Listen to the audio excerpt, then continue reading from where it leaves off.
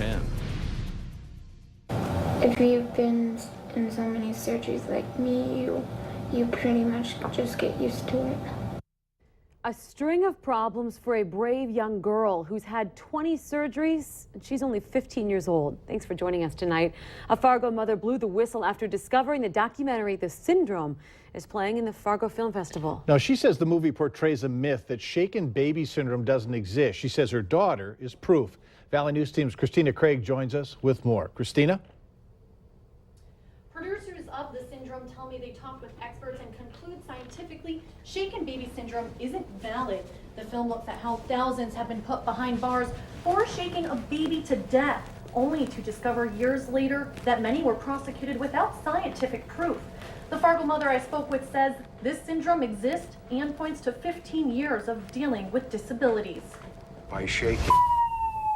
It was the sound Amanda McCarty heard 15 years ago picking up her daughter from daycare. The daycare lady said that she was stressed and frustrated and that Macy was crying and that she picked her up and shook her back and forth. It was a case where the accused pled guilty to malicious punishment of a child. Point to several of them. Doctors said Macy's brain was damaged from hitting the back of her skull multiple times. Because of that, she was having a very hard time breathing. She was vomiting.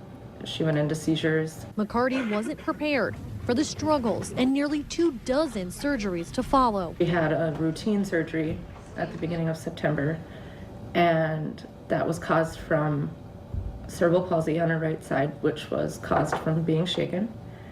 And during that surgery, she contracted staph and MRSA, so she has had 7 or 8 more since then. On top of that, Macy's undergone physical and speech therapy her whole life. McCarty says her daughter is in mostly special needs classes.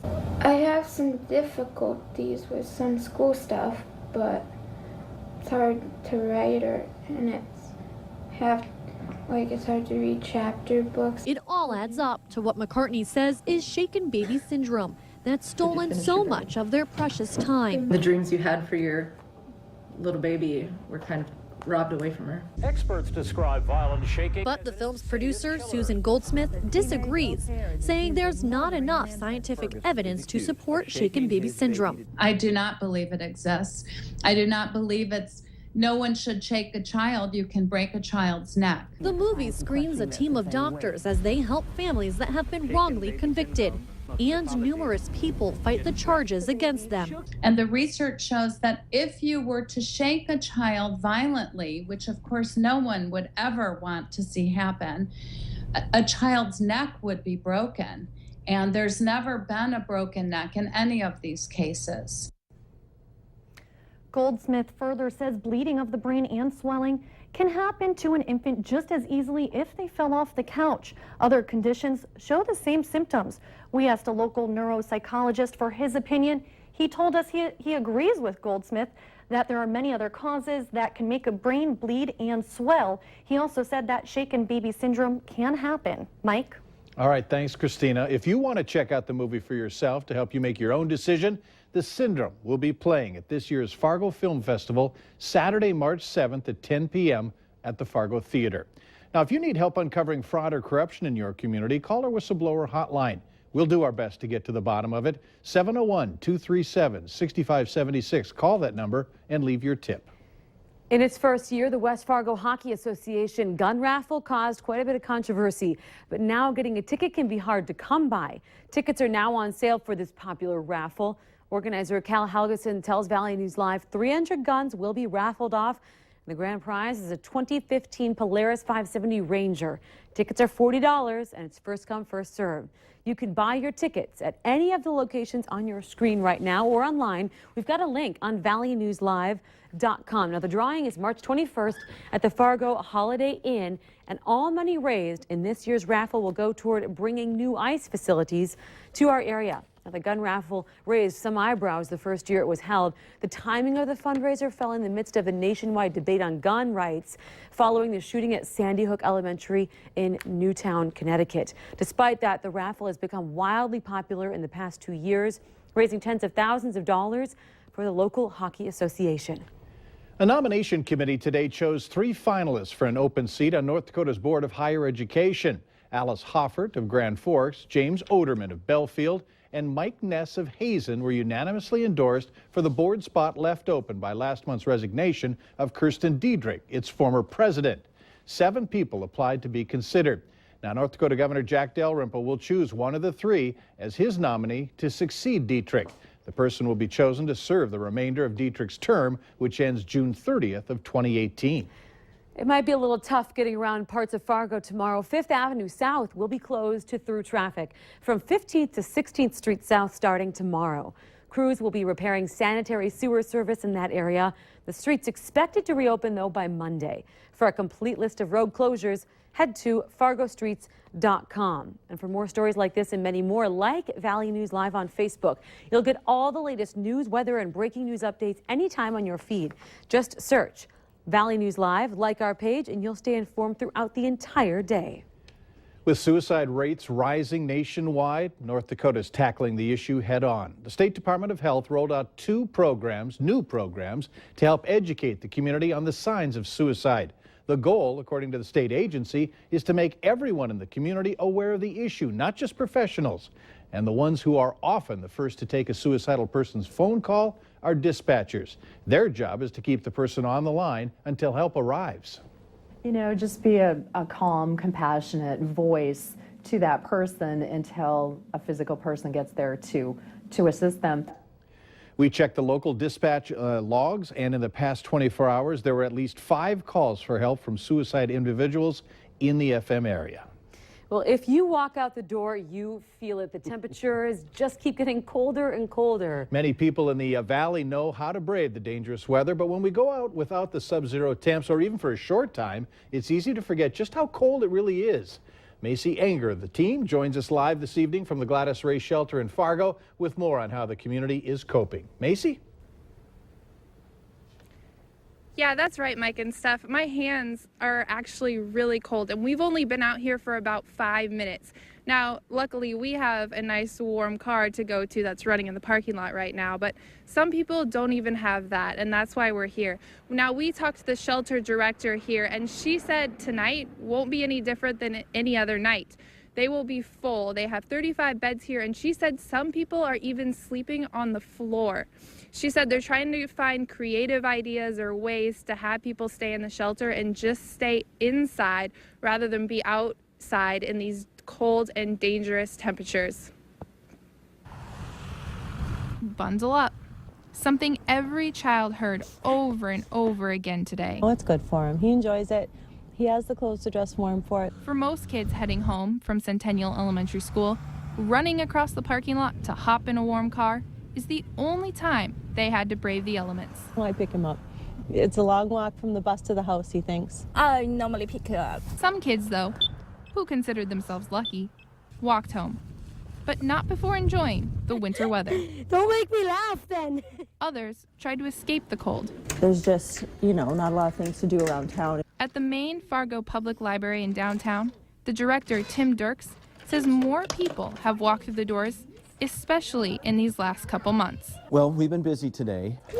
Again, if we look at January of this year, it was up 9% over last year, which is well over 3,000 more visits. For Jessica Skelsky and her son Beckham, it's somewhere they can both go and not feel cooped up at home. I got it. I can get my books and he can come play. He loves to play with the train tables and check out new books. This is only their second time to the library, but it won't be the last until the temperatures start to rise once again. Now, 3 things happened to me during my workday today. First off, I started in a skirt, and you can tell I switched quickly to a full snowsuit. It's just an important reminder to stay bundled up during these cold temperatures. Speaking of that, wearing gloves. My hands are actually cold and kind of numb right now, which is not a good sign. It should probably go inside because those can be the first signs of frostbite. So just remember to always wear gloves, even if you're going a short distance. And thirdly, my phone actually died on me when I was outside just because it was so cold and it wouldn't turn back on until I charged it again. So just some good reminders to stay inside and seek shelter if you haven't tonight. And if you're going out, make sure you stayed bundled up. Mike? All right, thanks, Macy. Get that inside that warm car. Also, remember that the early hours of tomorrow morning will not be any different than tonight. Be sure to have your kids wear layers to school so that they can stay warm in the morning. And when it does start to warm up, they won't overheat. Valley News Live 10 at 10 continues with no wait weather. Well, we're starting out already down in the teens below zero, so we're well on our way to that coldest night of the season. Yeah. And, you know, that fresh layer of snow really does the trick as far as making things really get cold during the overnight. And in fact, looking at the numbers for Fargo, 13 below zero with calm wind and clear skies. Perfect conditions for cooling. Now, we do have temperatures across the region that are quite chilly. To the west, not as chilly in Jamestown, but still unbalmy at 9 below. 6 below Oaks, 15 below to the Devil's Lake area. And right now out to the east, we have the coldest temperatures where Grand Forks is right now at 19 below zero and Fosston already 26 below zero. 16 below zero at this hour is the air temperature in Bemidji. Now, as mentioned, we have calm wind in the Fargo-Moorhead area, and in the Jamestown and Grand Forks area, the wind very quiet as well. But as we shift to the east, we see a biting wind chill between 30 and 40 below zero. Bundle up if you're heading out tonight. Make sure you have that survival kit in the vehicle. We cannot stress that enough during temperatures like this. We all know how brutally cold it can get, but you do not want to be stranded outside without a way to stay warm. Temperatures as we go through the overnight hours are going to dip down to our coldest reading in Fargo for the season. So far, we've hit 17 below. I think we hit 18 or 19 below during the overnight hours. Then as we start towards daybreak, look at the wind direction. Switcheroo. Southerly directions warm us, but it'll take just a bit of time. So a brutal cold morning. If your car is sitting outside, you may want to plug that in. Remember your furry four-legged friends, and fresh water is a must outdoors for them as well. Heading through the mid-morning hours, temperatures will rise. We'll be above zero and warmer than we were all day today by noon. But it'll be wind chilly with those 15-mile-per-hour southerly winds. By the late day, the clouds move in. Those clouds will actually help to warm us up. Single digits to the east on your drive home, and it looks like temperatures out to the west will be milder with snow. Heading into Friday, the snow continues to pile its way through. We'll briefly jump up to near 30 degrees to end our work week. And the snow leaves, and then the north winds return the cold as we head into the weekend. How much snow? Quite a wide area where we're going to have a good chance at an inch of snow, maybe some places picking up as much as 2 inches of slipperiness between Thursday night and Friday. Wind chill advisory, again, not very windy tonight except our far eastern counties, but brutal cold air temperatures creating any dangerous wind chill. So any wind at all will make these air temperatures near 18 below feel like 30 below out there. Temperatures tomorrow rising into the single digits above zero for your afternoon. Here is your afternoon planner. Look at these temperatures at 5. Single digits, but teens out to the west. Ellendale, Lemoore, and Jamestown. Pretty pleasant out there. We'll call 10 degrees with a wind chill of 4 below. Pretty nice.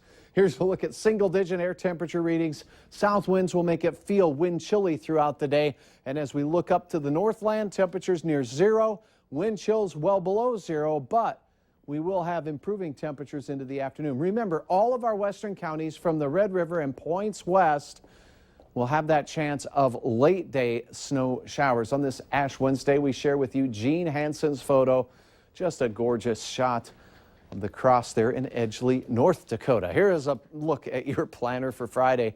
And wow, temperatures near 30 sound great, right? Well, it comes with that shot of morning snow. Then as we head into the weekend, temperatures plummet once again. Another brutally cold Sunday, the way things are looking. Then temperatures try to correct themselves with a few more flakes in the next week. All in all, the roller coaster continues with dashes of snow interspersed with cold. Buckle up. Yeah, it's winter. Yes, it is. Thanks, Hutch. Yep. Still ahead for us, the new device that Apple is now dreaming up for you. But first, the possible effect that naps can have on a child's ability to fall asleep at night.